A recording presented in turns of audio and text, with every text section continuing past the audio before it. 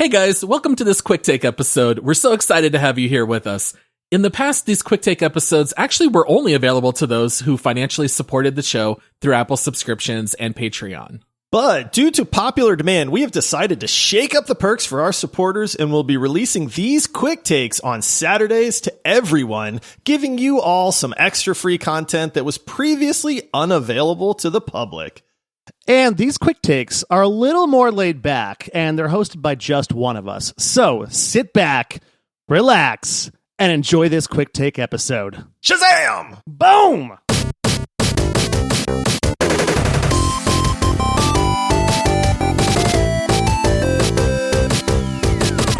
Hello, everyone out there. This is Paul back with another quick takes episode. And as I have said previously on these, I'm very quickly running out of video games that I have played since I have not played nearly as many games as Josh. And I was soliciting some suggestions on our Discord server, and a few people asked if I would do a quick take on cooking. And so I don't think that podcasting is the best medium for this. Obviously something like YouTube works an awful lot better, but I figured, what the heck, I can talk a little bit about my love for cooking and also give you guys a couple of immediate tips that you can use if you want to maybe venture out and do a little bit of cooking of your own. One person on Discord, Legendary Jake, who we have mentioned on the show, suggested that I call this segment Nom Noms and Paul, a cooking show. Really love the name. Definitely made me laugh. I don't think it'll be a permanent name for this segment, but at least for today, welcome to Nom Noms and Paul, a cooking show. So first of all, I just wanted to say that I did not grow up doing any cooking really at all. My mom was a stay-at-home mom. She did some cooking, and my dad liked really bland flavors. We did not cook with a whole lot of salt. Even if we did something like hamburger helper for dinner, instead of using a whole pound of ground beef, we would cut it down to like a quarter pound. And so my upbringing was on pretty basic, traditional American food, nothing really outside the ordinary. And once I hit adulthood and then married my wife, I ended up really falling in love with Food Network.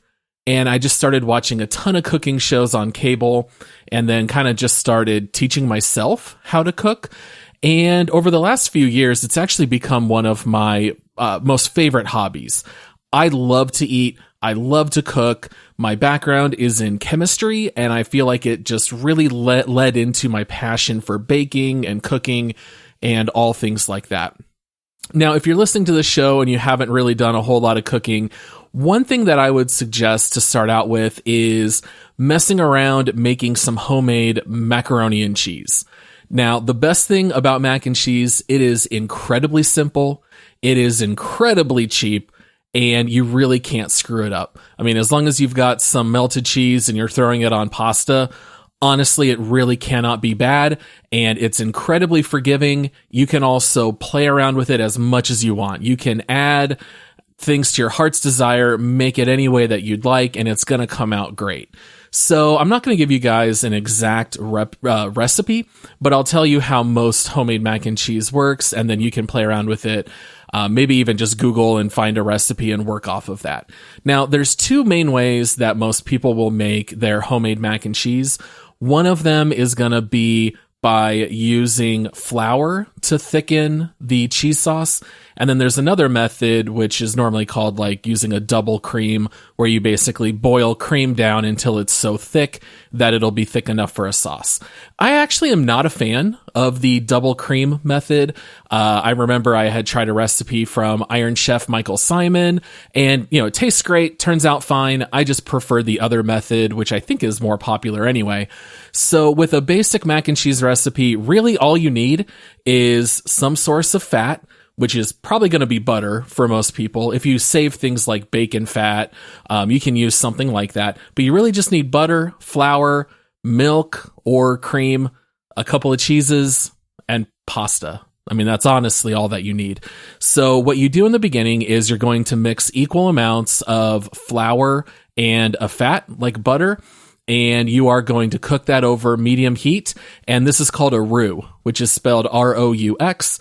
It's a French word, I believe, but basically when you just cook together equal amounts flour and fat, that is going to really thicken up whatever kind of sauce that you make. And so if you've ever had like really clumpy gravy or something like that, it's probably because they tried making some kind of sauce and then threw in a whole bunch of flour and tried to mix it, and it comes out super clumpy. If you cook the flour with the fat and make a roux, that is impossible. It will not come out to be clumpy whatsoever. Now, you just want to be careful that you don't cook the roux too long. If it starts to get really dark and gray, that is how you make something like a very dark gravy. But for a mac and cheese, you're just going to cook it a little bit, just a couple minutes. That way you're not going to have any raw flour. And then you're just going to pour in whatever dairy you're going to use. You can use milk. You can do half and half, something like that, a mix of milk and cream. And then basically you're just going to cook it a little bit until it starts to thicken. And then you're just going to hit it with whatever kind of cheese you want to put in there. You can feel free to mix and use different cheeses. One of my favorite combos is a sharp cheddar with Gruyere. Gruyere is very similar to Swiss cheese. And if you want a little bit of a pro tip here, try to grate your own cheese. You'll find that it just melts a lot better. You can use the pre-shredded stuff and it's a lot easier, but it's just not going to melt quite as well. So here, basically, you've just made your roux. You pour in your dairy. If you were to stop right there, that would technically be a bechamel sauce. But now you're going to throw in your cheese, let it melt, and then you're just going to pour that over your cooked pasta. I would recommend, adding a couple of things at this point here. I love putting a little bit of cayenne pepper in there with my mac and cheese. It just kind of like wakens it, makes it a little bit more alive. Not necessarily to make it spicy, but it does give it a little bit more flavor. Of course, you're going to hit it with some salt and pepper until it's a level that you like. I really love the mix of pepper with cheese, so I like to add a lot of black pepper to mine. And you can even add some herbs if you wanted to. If you wanted to add some like rosemary or something like that, you certainly could. If you want to add any kind of protein, you certainly could. I've talked before about how I love using like leftover pulled pork.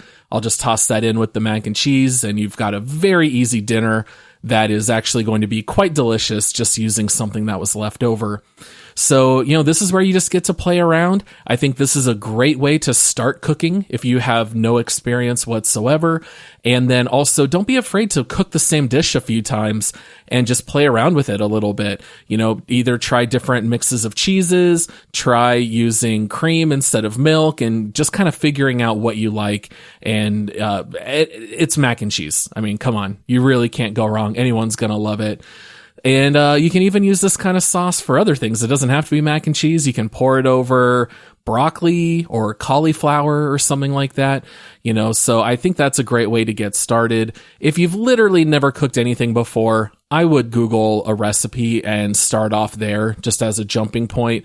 But if you have a little bit of experience cooking, this is not like baking where if you use a little bit extra fat, then your cookies are going to basically melt and be really flat. It's nothing like that at all. You really can't go wrong. Don't be afraid to just jump in there and start messing around. And the only slight downside is homemade mac and cheese, I think, doesn't hold over too terribly well. I think it's best if you eat it hot. And you can also play around with the type of noodles that you use.